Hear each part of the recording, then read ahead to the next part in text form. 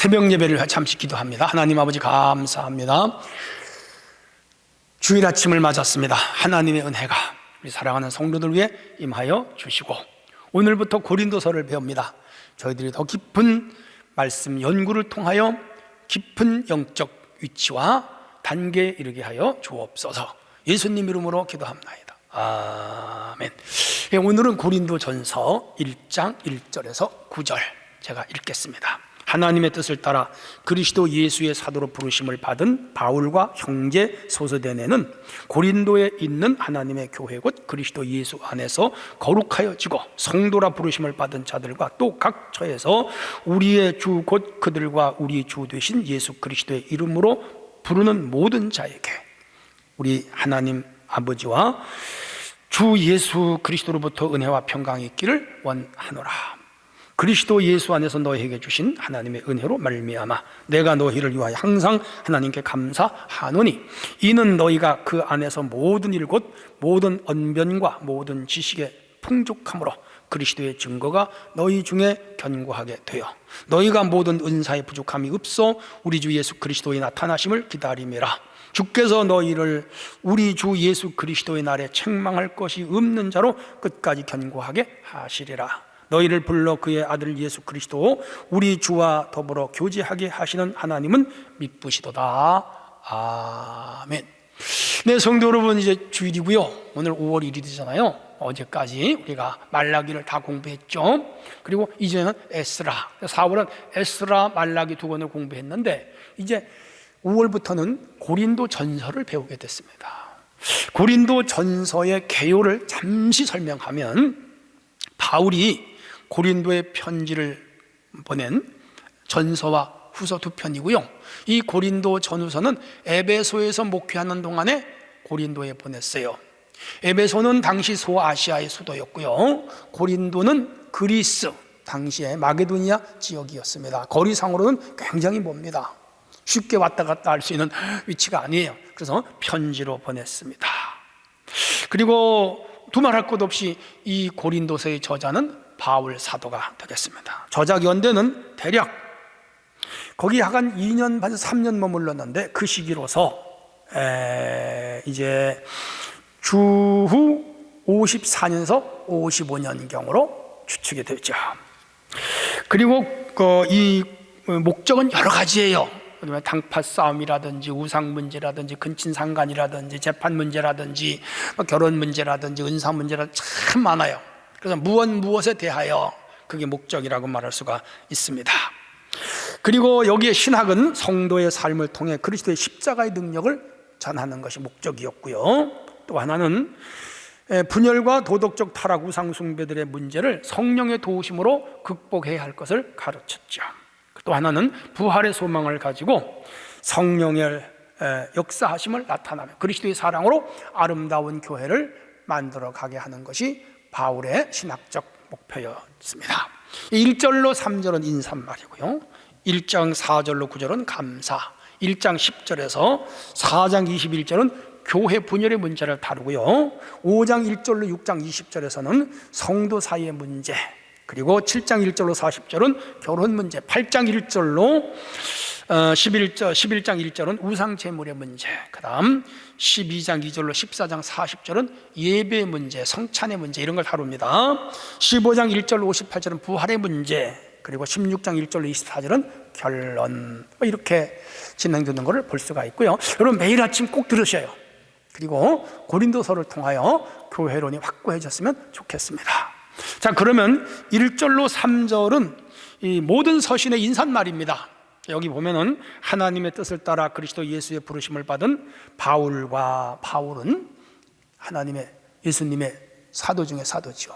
다메섹에서 회심한 사람, 아포스톨로스, 서도입니다.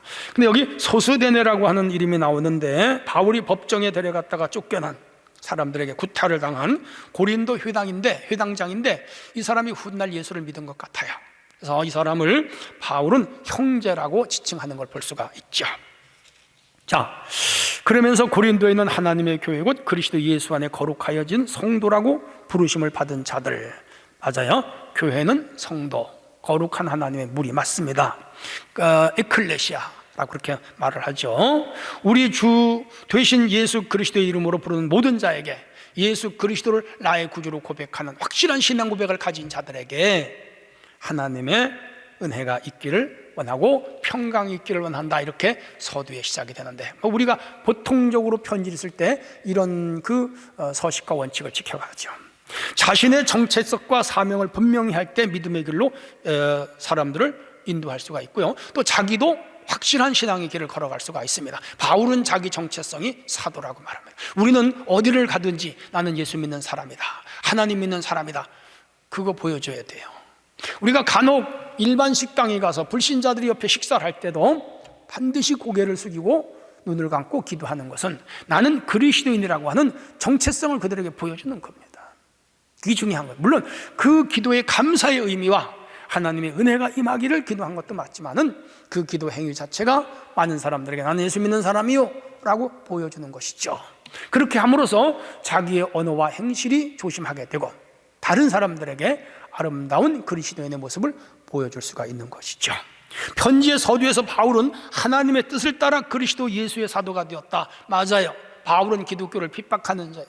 바리새인 중에 바리사, 율법사 중에 율법사, 그리고 열심으로는 기독교를 박해했고 스데반을 죽인 데 앞장섰으며 기독교인을 체포하러 가다가 어느 그날 호련히 하나님을 만납니다. 사도행전 9장에 나오는 이야기죠. 그렇게 해서 그는 180도 터닝 포인트가 일어났고 그날부터 예수를 증거하는 사도가 됩니다. 그래서 그는 확실한 간증이 있었어요.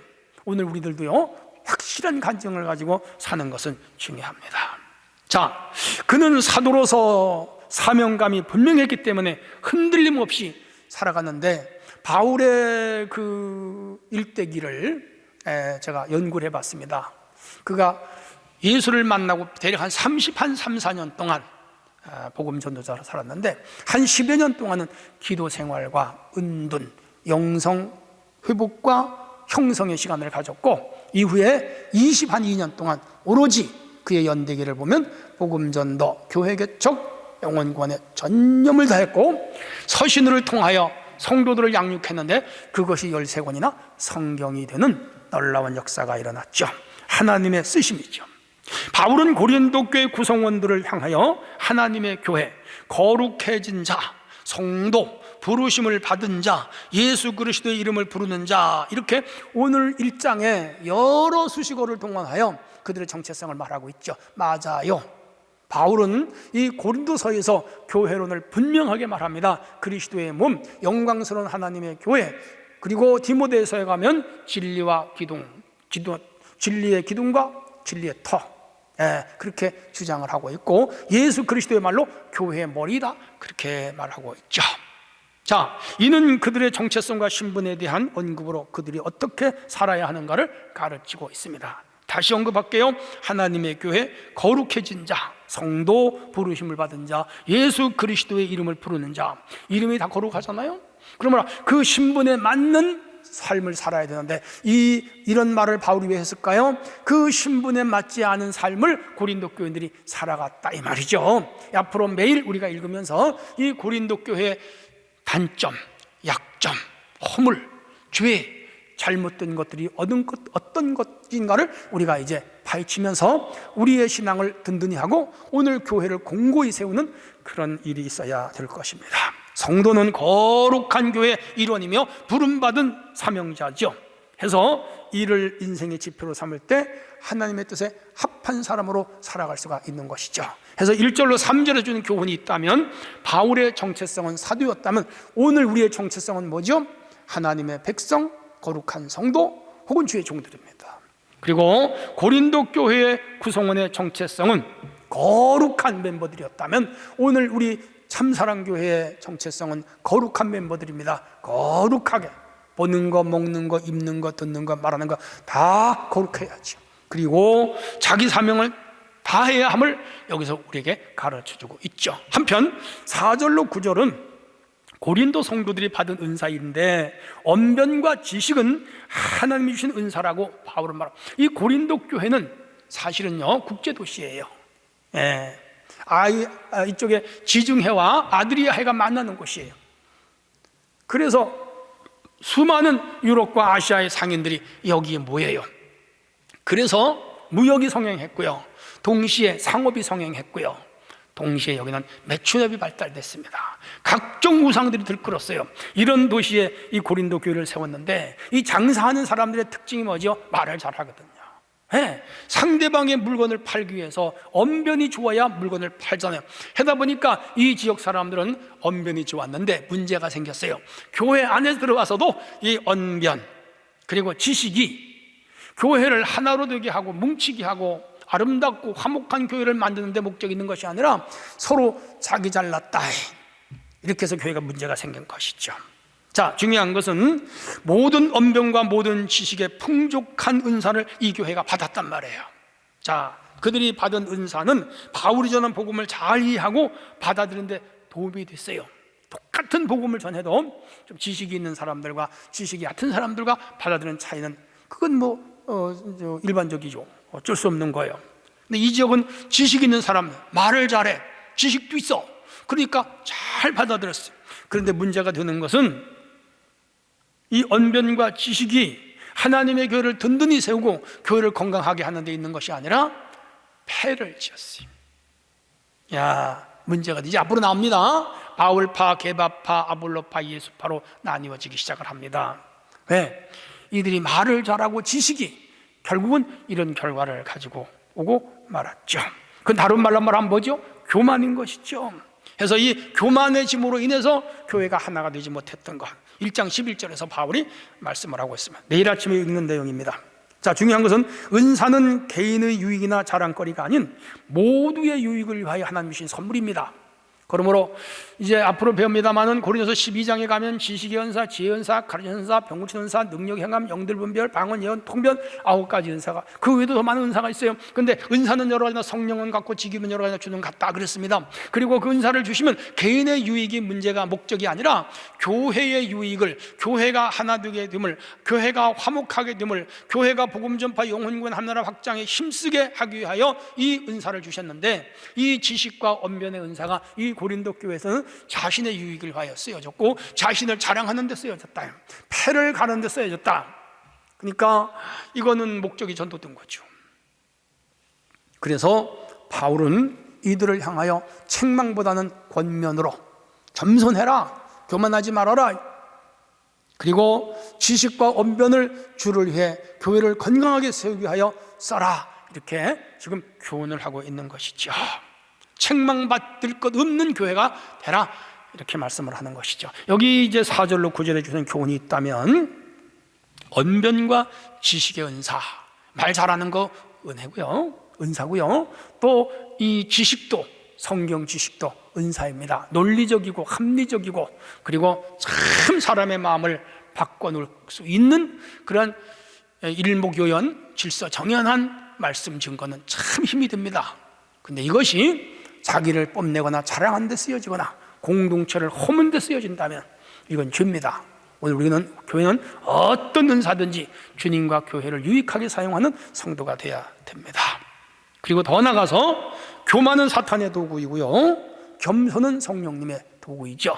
우리는 어떤 것을 가졌어도 교만하지 말고 겸손히 우리 하나님의 이름을 드러내는 성도의 삶이 되어야 되겠습니다. 오늘 하루도 이 한 주간도 주님 은혜가 여러분이 있으시기를 바랍니다. 하나님 감사합니다. 오늘도 귀한 말씀을 주시고 고린도서를 공부하게 하심을 감사합니다.